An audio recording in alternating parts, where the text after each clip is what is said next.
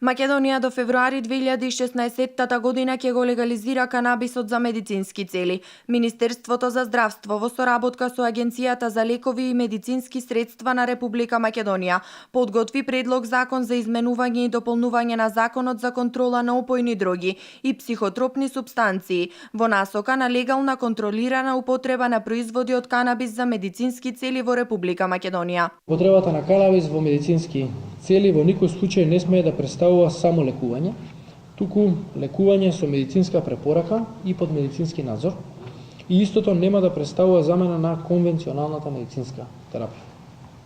Имајќи предвид дека досега употребата на канабисот во медицински цели не е регулирана со закон и користењето се смета за злоупотреба, овие законски измени ги правиме со цел на пациентите да им овозможиме достапност до овие производи со строго контролиран состав и строго контролиран квалитет. Со тоа ќе им се помогне на голем број на македонски граѓани кои се борат со сериозни болести и имаат потреба од лекување на природен начин. Препаратите ќе се користат за онколошки заболувања, ХИВ, СИДА и невролошки заболувања, но само со медицинска препорака под медицински надзор, а не за само лекување. Препаратите нема да бидат замена за медицинската терапија. Според предлог законот, канабисот ќе може да се произведува и користи само во Македонија, а ќе може да го произведуваат само правни лица. Додека го изработувавме законот, веќе консултиравме некои од постојните производители на лекови во Македонија. Значи беа они консултирани и јас мислам дека ќе има сериозен интерес за ова и од домашни компании, но верувам и од странски